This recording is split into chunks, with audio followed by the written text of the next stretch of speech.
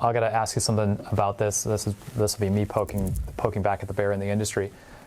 Our firm stopped doing risk tolerance questionnaires with our clients 2 years ago. Again, our pedigree, myself and the founder, we came out of a large firm, and so that was, first thing you did was an RTQ and 10, 15 questions, whatever, score it. And then when we left that firm, we're like, okay, we can use like, an electronic tool for this. We can use an online scoring type of system, and now there's lots of them out there. And we stepped back one day, and I was just thinking about it, and I said, this is wrong. Like, imagine if I went to a doctor because I wasn't feeling well, and the doctor said, I'm going to run some tests, right?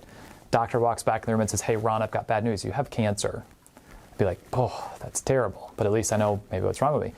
Imagine if the doctor like turned his script pad around and was like, how much chemotherapy and radiation do you feel like having, right? I'd be like, the least amount possible to cure me of the disease. Like, nobody wants to sign up for like, give me the maximum, right? But when we follow this tried and true, or what the industry's used, right? Client shows up because they have a symptom. They're unsure about their future. They're unsure about their investments. They don't have a plan. And the first thing the industry does is make them tell us how they feel about risk, right? And then we build an investment portfolio off that. I mean, that'd be like you and I going to the doctor and the doctor's handing us the script pad. I mean, it seems like a nonsensical way and a very reductive way of taking individual uniqueness and our true fiduciary duty and just completely squashing it and giving everybody the same thing. Yeah, the only place I'll push back on that, and by the way, we don't use risk questionnaires.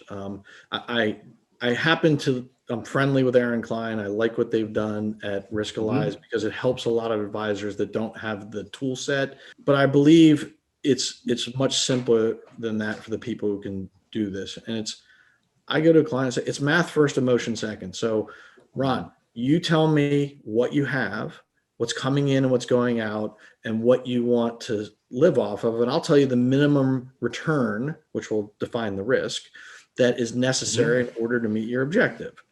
Then we look at just historical markets. I literally pull out 3 Vanguard funds. There's a 40-60, a 60-40, and 80-20 lifestyle funds that Vanguard has.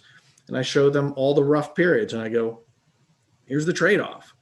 And that helps measure, like, no, I would panic if I had $1 million and it went down to 600,000, I'd panic. Okay.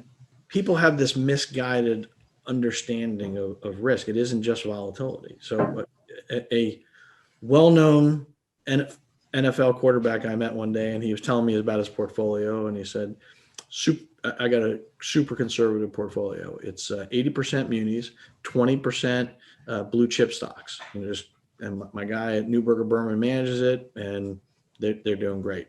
I'm like, what do you spend a year? So he tells me, and I said, so you're spending about 4%. I said, you have an unbelievably risky portfolio. In fact, you are guaranteed to fail. You will run out of money if you keep spending at this rate. A portfolio that had more equities in it would be a more volatile, but a much safer portfolio. You're just looking at the wrong thing. And that's the challenge with the risk questionnaires, is it ignores the math around what do I need in order to meet my goals, or do I need to change my goals?